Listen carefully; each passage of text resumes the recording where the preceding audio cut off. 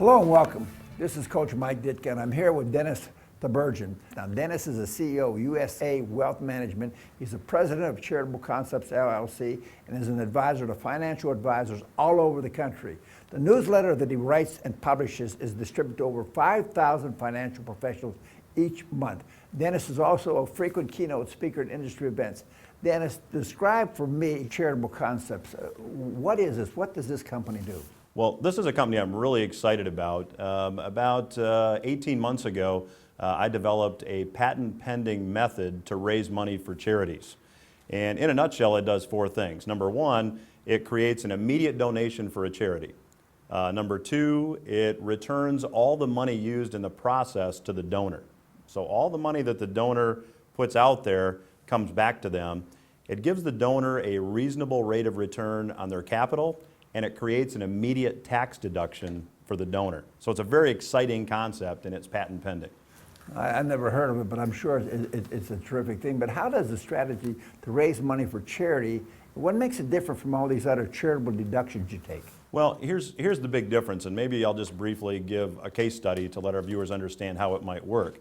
A lot of charitable giving strategies involve you making an outright gift to charity. You get a tax deduction for making an outright gift to charity, and a lot of the other concepts have to do with incorporating a bequest somehow into an estate plan. So when I'm not here anymore, I'm going to leave part of my estate to charity. And those are really the opposite ends of the charitable giving spectrum. What we're actually doing and what we've developed is a strategy that uses a lot of the bequest type planning to create a charitable deduction and contribution now. And I'll give you an example. Let's take the example of a guy who's 70 years old. Let's call him Jack. Jack has, how about Mike? Let's call him Mike for today's interview. Let's call him Mike. Mike's age 70, so this is your older brother, Mike. And Mike has $500,000 that he is going to loan to an LLC that he sets up. Now, an LLC is a limited liability company. Anybody can set them up. They're simple to set up. And we're going to set up the LLC, and we're going to have Mike loan the $500,000 to the LLC. We're going to have some loan documents between Mike and the LLC that says Mike's going to collect a rate of interest every year from the LLC. So let's say that this rate of interest is 5%. So Mike's going to collect $25,000 a year interest from this LLC, and at the end of the loan term, the LLC is going to pay Mike back the loan. So on the surface, it's a pretty simple transaction. Now, really where the patent pending giving strategy comes in is what happens once this money is in the LLC. Once the money's in the LLC, we're going to go out and have Mike buy something called an immediate annuity or a personal pension on his life. And if someone out there is thinking about a pension, if you retire from a company and you're getting a pension for as long as you live, that company typically doesn't pay you the pension. They give a pension company a lump sum of money, and then that pension company is responsible for paying that monthly income. Well, that's really what an immediate annuity does. And often when you want to determine how much income you're going to get from a personal pension, what you'll do is look at a rate card and say, well, Mike's age 70, so Mike's going to get X number of dollars per month by virtue of the fact that he's 70. Well, we've taken that a step further. We get Mike's medical records, and we say, hey, all you insurance companies that issue pensions, look at Mike's medical records and tell me what you think his life expectancy is. Don't just look at your card and say he's 70, he's going to live this many years on average. Give us your opinion based on his medical records as to how long he's going to live. Well, we shop this to a number of different companies, and we find out who thinks Mike is the sickest.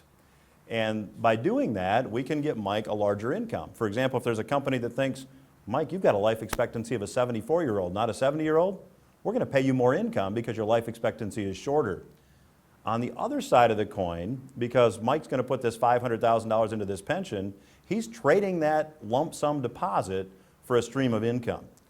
So if Mike dies, the income stops. Doesn't matter if Mike gets 2 months worth of income or 20 years worth of income. When he dies, the income stops. So at the same time, we're going to go buy a $500,000 life insurance policy. And we're going to take that out on Mike's life, and we're going to shop his health records to all these insurance carriers. And this time, we're going to find an insurance carrier that thinks Mike's in pretty good shape, and he's got a life expectancy that's longer than a 70-year-old. And this opinion disparity does exist. And we're going to try to buy the insurance for the lowest possible price and guarantee the insurance will always be there as long as Mike pays the premium. Well, in this example, to take the $500,000, and it's a hypothetical example for discussion's sake, for about $350,000, we could probably get Mike a lifetime income of about $42,000 a year. And for a $500,000 insurance policy, we might be able to buy that for $17,000 a year. So let's look at the cash flows. We put $350,000 into a personal pension. Mike's going to get $42,000 a year for as long as he lives. When Mike dies, the $500,000 life insurance policy pays the death benefits, so the loan's paid back and his heirs are whole. But the $42,000 a year is enough to pay the $17,000 life insurance premium every year and pay Mike interest of $25,000 a year. So we've got interest coming in, we've got the heirs that are going to get the full death benefit, and we've got $150,000 left over that Mike can donate to his favorite charity, and when he does, he gets a tax deduction for the amount of the donation. That's mind-boggling to me. Listen, I've been around a long time, and is this a secret or something? Nobody knows about this, or people don't take the time to look into it? Why hasn't, I mean, and I think I've heard of a lot of things, but I never heard of this, and it's pretty interesting. It is interesting, and it's got the potential to raise a lot of money for a lot of charities, and it is a patent-pending method. I was recently meeting with the Planned Giving Department at a major Division 1A university, and the Planned Giving Director looked at me and said, you know, all these spices have been on the rack, you just figured out how to combine them. You've got the right recipe. And it is a patent-pending strategy. We don't believe that anybody else on the planet has done this before, so we're very excited about the potential it has to create a lot of donations, particularly in today's economy, for charity. Well, you know, I think it's tremendous, but to me, the thing that I would have to say is, hey, I'm a layman, what's the government going to say? Because eventually they know you're taking money that they think they should get away from them. Well, that's the beauty of this. This is a tax-neutral transaction. Anytime you make an outright donation to charity, under current law, that's deductible. Okay? Everything else is already there. Insurance law is established, laws relating to how income is taxed, those are all established. So we haven't invented anything new. All we've done is taken existing vehicles, combined them in a unique way, and we've taken vehicles that are life insurance, annuities, that are typically vehicles you think about providing a benefit down the road at some point in the future, or you have to die to get a benefit. And we've figured out a way to get an immediate benefit in a lot of cases. Well, you know, it's kind of interesting. It's just I'm Joe Blow, but I have all the things you said, but I never knew how any of them could work or should work.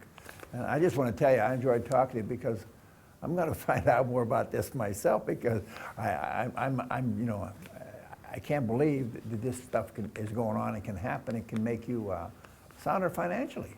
You bet. Well, thank you, Coach.